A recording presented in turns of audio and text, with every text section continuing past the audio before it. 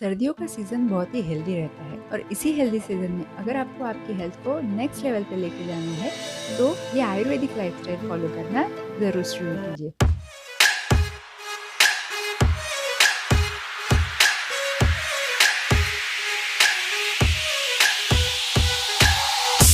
मैं हूँ डॉक्टर सोनल और आज की हमारी वीडियो है विंटर्स में यानी कि सर्दियों में आपकी लाइफस्टाइल कैसी होनी चाहिए। आयुर्वेदिक ग्रंथों के हिसाब से पहले हम ये जानते हैं कि विंटर्स में हमारे शरीर में होता क्या है।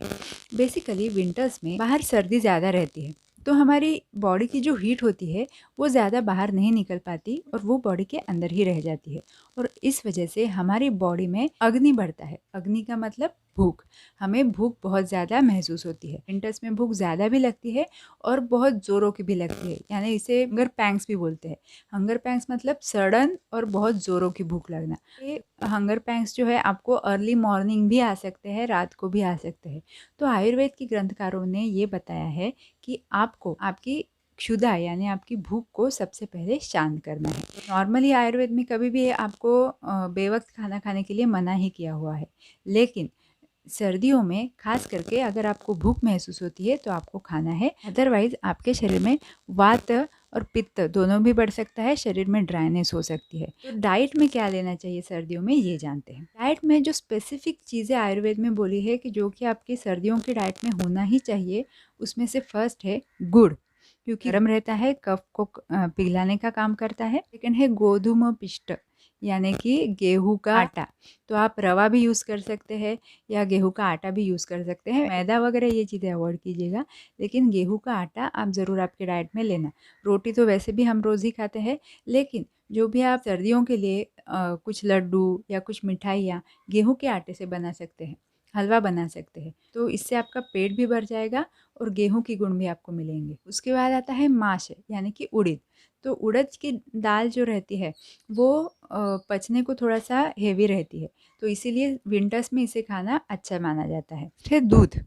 तो सर्दियों में आपको दूध और दूध से बने हुए सारी चीज़ें लेना अलाउड है। बस यही है कि अगर आप दही ले रहे हो, चीज़ ले रहे हो, बटर ले रहे हो, तो ऐसी चीज़ों से आपका थोड़ा सा कफ भी बढ़ने की संभावना रहती है।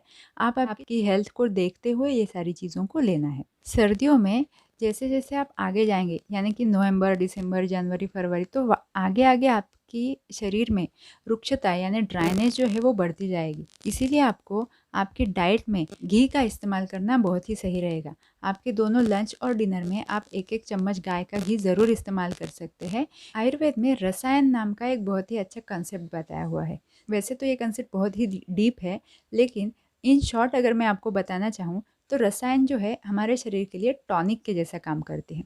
ज़रूरी नहीं है कि हम आयरन सिरप को या कैल्शियम की टैबलेट को ही टॉनिक बोले। घर में जो उपलब्ध चीज़ें हैं उनमें से भी कई सारी चीज़ें जो है हमारे लिए टॉनिक का काम कर सकती है, लेकिन उनकी तरफ हमारा ध्यान नहीं जाता। और ऐसी ही चीज़ें विंटर्स के दौरान आपके खाने में, आपके डेली रूटीन में इंक्लूड करते हो तो उसका आपको बेनिफिट सबसे ज़्यादा मिलता है। और इसका रीज़न क्या है? क्योंकि आपका डाइजेशन अच्छा रहता है उस वक्त। इवन आप च्यवनप्राश ले सकते हो। विंटर्स ये जो सीज़न है ये च्यवनप्राश शुरू करने के लिए बहुत ही अच्छा सीज़न है। कफ को कम करने का काम भी च्यवनप्राश करता है। अगर आपको मीठा पसंद नहीं है तो आप आंवले का जूस भी ले सकते हो, उसमें थोड़ा बहुत आप हनी मिला सकते हो रूम टेम्परेचर का। ये भी आपके लिए रसायन ही काम करने वाला है। गोंद के लड्डू जो हमारी दादियाँ नानियाँ हमें बना बना के खिलाती थी, तो ये बहुत ही ज़्यादा ज़रूरी है विंटर्स के लिए। इससे शरीर की आपकी हीट भी मेंटेन हो जाएगी और आपके बॉडी के लिए ये रसायन भी काम करेगा, क्योंकि ये जो गोंद के लड्डू रहते हैं उसमें रहता है गोंद जो कि आपको देता है कैल्शियम। उसके अलावा इसमें ड्राई फ्रूट्स रहते हैं, वो आपको आयरन और इसेंशियल फैटी एसिड्स देते हैं। उसमें डलता है घी, अंदर से रूखा होने से बचाता है। और उसमें रहता है गुड़ जो कि आपके कफ को कम करता है। तो ये गोंद के लड्डू जो रहते हैं पूर्वजों ने हमारे लिए दिया हुआ एक वरदान ही है, खास करके विंटर्स के लिए। जिन्हें भी वजन कम करना है वो भी इन चीज़ों को खा सकते हैं। जस्ट यही है कि आपको वो हिसाब से थोड़ा सा एक्सरसाइज बढ़ाना पड़ेगा। वैसे भी विंटर्स में क्योंकि हमें हमारी बॉडी का टेम्परेचर मेंटेन करना रहता है, तो हमारे शरीर की ज़्यादा कैलोरीज वैसे भी बर्न होती ही है। तो अगर आप ये चीज़ें आपके डाइट में इंक्लूड कर लेते हैं तो इससे आपका बहुत ज़्यादा वेट गेन नहीं होने वाला है। आप इन्हें ज़रूर खा सकते हैं। अब सर्दियों में होने वाले स्किन के ड्राइनेस से बचने के लिए हमारे आचार्यों ने रोज़ शरीर को तिल का तेल लगाने के लिए बोला है। अब ज़ाहिर सी बात है हमारी रोज़ की लाइफ़स्टाइल में हमें इतनी सारी चीज़ें पॉसिबल नहीं होती, लेकिन एटलीस्ट हफ़्ते में एक बार तो भी हमें पूरी बॉडी को अच्छे से मसाज करना है। आप इसके लिए तिल का तेल यूज़ करिए। दूसरा भी तेल आप यूज़ कर सकते हैं, लेकिन मैं रिकमेंड करूँगी कि आप तिल का तेल यूज़ करिए, क्योंकि आयुर्वेद में तिल का तेल सबसे श्रेष्ठ माना गया है, सबसे अच्छा माना गया है।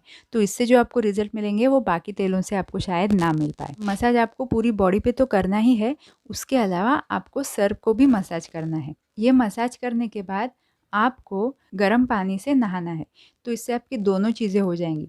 आयुर्वेद में स्नेहन और स्वेदन ये दोनों चीज़ें बोली है। तो स्नेहन इसका मतलब ऑयलिंग और स्वेदन या इसका मतलब हीट लेना। चाहे आप गर्म पानी से नहा ले तो आपके बॉडी के सब पोर्स जो है वो क्लीन हो जाएंगे और आपको एनर्जेटिक भी फील होगा। अगर आपको ऐसा लगता है कि ऑयलीनेस आपके स्किन के ऊपर बहुत ज़्यादा है, तो आप त्रिफला का चूर्ण जो रहता है उससे आपके शरीर को मसाज कर सकते हैं, तो ये ऑयलीनेस भी निकल जाएगा और आपकी स्किन और ज़्यादा ग्लो करने लगेगी। अगर आपको एक्सरसाइज करना है तो विंटर्स आपके लिए सबसे अच्छा सीज़न है। विंटर्स में भी आपको मॉडरेट ही एक्सरसाइज करना है, ज़्यादा एक्सरसाइज नहीं करना है। एक्सरसाइज आपके लिए कौन सी सही है उसके लिए हमारी एक वीडियो यूट्यूब पे अवेलेबल है, आप उसे ज़रूर जाके चेक कर लीजिए। उसका लिंक मैं आपको नीचे डिस्क्रिप्शन बॉक्स में दे दूँगी। अब शॉर्ट में सर्दियों के लिए डूज एंड डोंट्स को जानते हैं। इस्तेमाल करने का पानी रहेगा, हाथ धोने के लिए हो, नहाने के लिए हो, किसी भी चीज़ के लिए हो, तो वो आप वार्म वाटर ही यूज़ करिए। रोज़ कम से कम 15 से 20 मिनट धूप में बैठिए। खास करके सुबह की धूप में बैठना आपके लिए फ़ायदेमंद रहेगा।